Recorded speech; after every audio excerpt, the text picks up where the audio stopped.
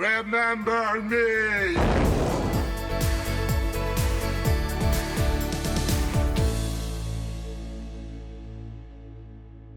Hi everyone, I'm Luke Hector and you're watching The Broken Meeple. This is a YouTube channel about board games where I give reviews, top 10s and my honest opinions, regardless of the consequences. Get on with it. Right, well with my voice at 85% efficiency and my new lighting setup, because my previous lighting setup decided to break on me at a moment's notice, hopefully this will all go fine and look fine.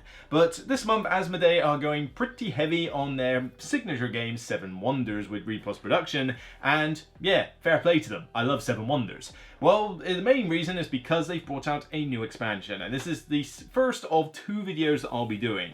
One to explain the newest expansion, Edifice, and the second one to explain all the other expansions that have come before it. As you can see, I have got everything that there is for 7 Wonders in this box. So that is 7 Wonders, Leaders, Cities, Armada, and now Edifice. All of it I can get in this box, and I'll explain a bit more how later.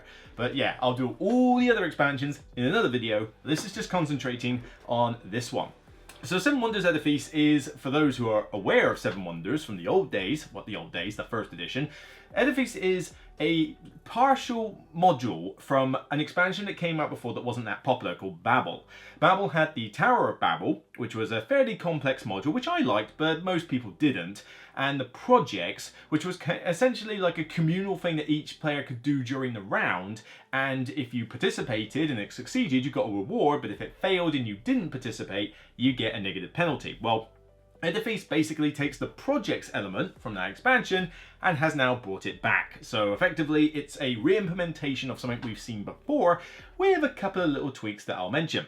So it's a very basic expansion. I mean, I kid you not, you get a score pad, which is updated, great. And this is from the last game I played where I dominated the opposition, but it basically comprises of 3 main things. The rulebook with a new reference sheet for icons, 2 new wonders, and a bunch of these cards, of which I am not even convinced there is a sleeve size that can accommodate these exactly, because they are somewhat big and somewhat different than usual. But essentially what happens is that you take 1 from each age, and these are the projects, and you deal them out at the start of the game so everybody can see what's coming up. And they basically have a lot of different penalties and rewards on them. They could be military tokens, it could be money related, it could be colours of cards like red, purple, etc. But you will have effectively 3 of these laid out. So these will be known to everybody. The idea is that every time you now build a wonder stage, specifically a wonder stage, you get to participate in the project. There are these pawns that they're placed on the projects. Might as well get a few of them out. Whoop, here we go. Which are these nice little plastic architecture buildings, which are quite cool. But essentially, the pawns are on there to begin the game with, and if you participate in the project by spending the extra cash on top of your turn, then you take one of the pawns off, and then it's all based on whether all the pawns are gone by the end of the age. Because if there's any left over, the project fails, and anybody who didn't jump in suffers the penalty. In this case, they have to discard a military card. But then everybody who has one of these pawns, if the project is now empty of these at the end of the age, gets the benefit, which in this case is a 3-point victory military token. So they're pretty straightforward effects. As I say, they're mostly to do with military or money, but there are a few ones that are card specific. There's several from each age, you know, around about sort of 5 odd from each age, so there's not a ton of variety per se, but there's only so much you can do with it. But you'll have different combinations of the age 1, age 2, and age 3 cards that are in here, because they are age specific. But that's pretty much how the expansion works. At the end of the age, you evaluate the project before you deal with militaries or anything like that, and then you move on. And that's it. That's literally the whole expansion. So let's get into some pros first. It's definitely the easiest to implement.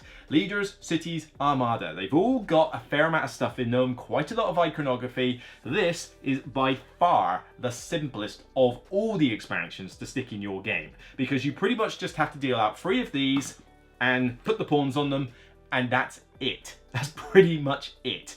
Is there new iconography? Yes, but it's pretty straightforward. I mean, there's literally only this one little sheet for extra icons, and honestly, there isn't a single icon in the game that I can't tell what it does simply by looking at it. Granted, if you're brand new to Seven Wonders, maybe you won't have that, but there's literally like 6 different things on here that I've not seen before, and some of these are rinse repeat from previous games, and they're all pretty intuitive. You'll probably never need this reference sheet once you've got the game out, particularly if you're already versed in Seven Wonders. And the rules, straightforward. You dish the cards out, and you evaluate at the end of each age, and that's literally it. There's nothing else to consider. You know, dirt simple. Really, really dirt simple. Yes, the number I was thinking of was the letter M. And honestly, you could probably teach this to a brand new player to Seven Wonders if you were feeling daring, although it can be quite punishing if you get caught out by these, so maybe hold off for their first game. But, as I say, for anybody who's played Seven Wonders before, you can throw this in and not have any trouble whatsoever. What this does is it introduces a good level of tension to each age, because there's only so many of these pieces that are on the card. It's based on player count, and there's always one less than number of players at least. So, you know, if I've got 4 players, there could only be 3 pawns on there, so if it succeeds, somebody's getting screwed. So constantly during the age, while you're simultaneously drafting cards, you don't know if people are going to build their wonders yet or play the card normally. And so when you're deciding on what card you like, you've got to think, well, can I suffer that penalty and not be too bad? Or do I really need to jump into this project? But then when do you jump into it? You need money in order to participate in these, and it gets quite expensive when you get into the later ages. So you need to save up a little bit. But you might look at your hand and go, oh, I really want this card. I really want to buy. I want to buy the Caravansary right now. But there's only 1 pawn left on there. Is he going to nick it? Is he going to nick it? I don't know. I'll take the card. And then they play a card and you're like, phew.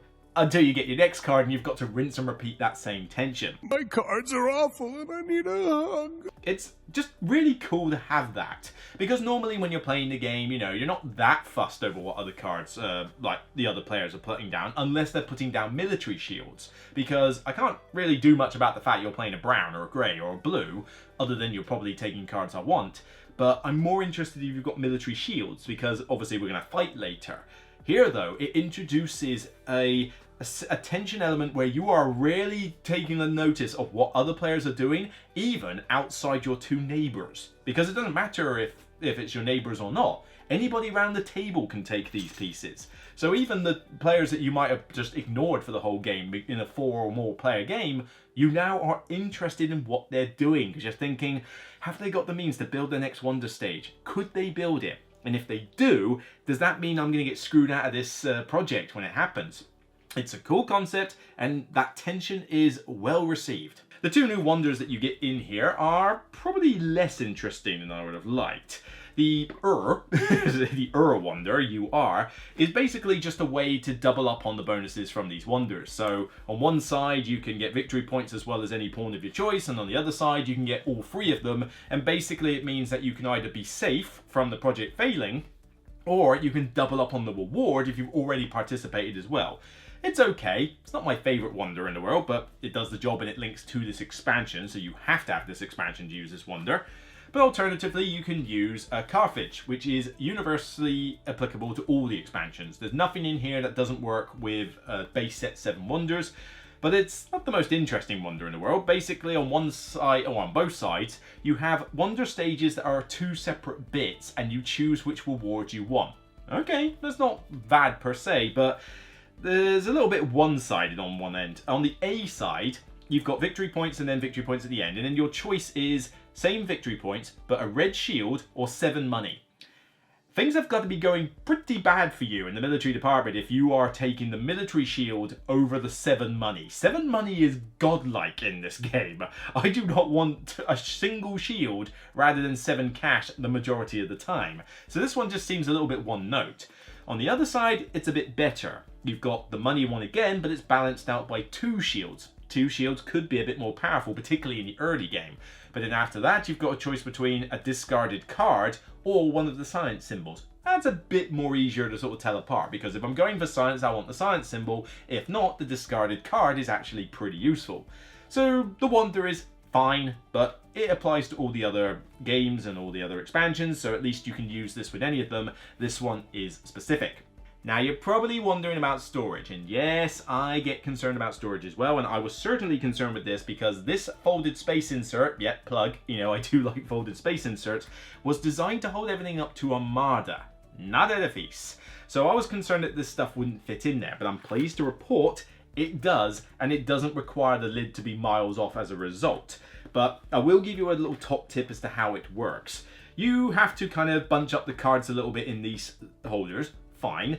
There is one holder that I've just left for these little tokens here, which, to be honest, you could take the tokens out and do something else with the cards if you really want. I might even still do that. You can still fit a bag for the metal coins in here. The tray for metal coins is still in here, and all the various tokens fit in their cubby hold. So that's not a problem that I've had with the game. But where I was a little bit afraid of was the fact that I was going to stick in 2 more wonders and the cards. But there's a little trick here, a little top tip. And I'm just going to point out the bottom of these trays, okay? When you assemble the insert, some of these trays have got little feet on them. They're stupid to assemble, but they were there to bulk up, like to use up space in the box when there was too much excess. Top tip, rip the feet off. Take the feet off all of these trays that you've previously used in the 7 Wonders thing.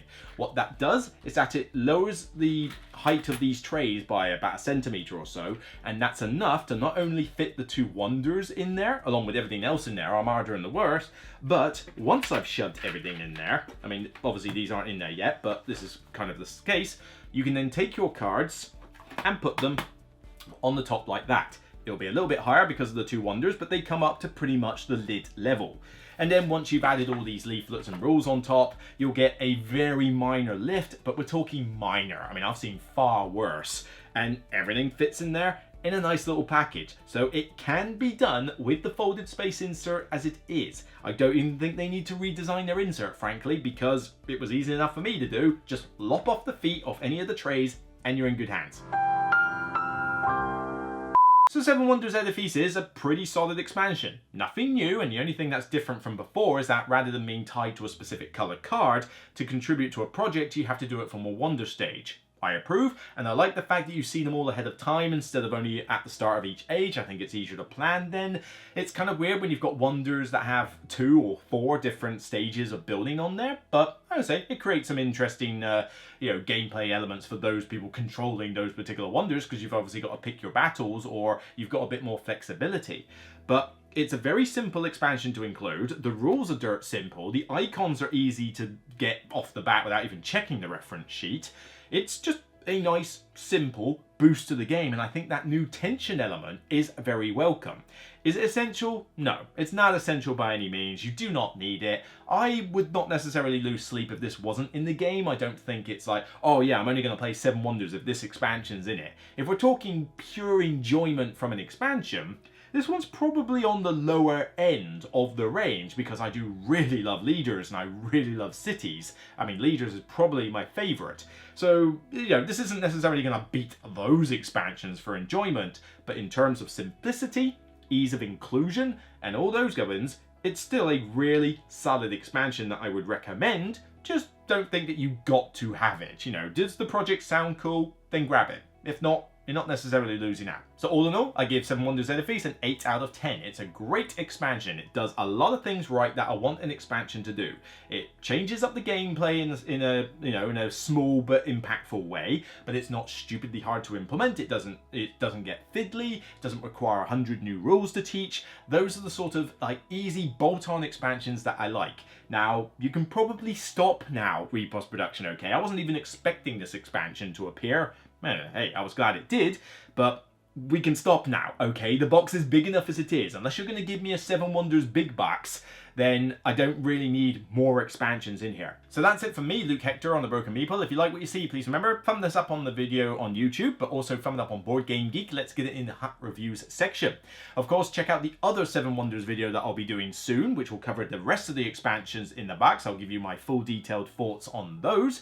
But of course, just remember, at the end of the day, regardless of whether you're going to contribute to my artisan district or not, it's still only a game. Bye for now.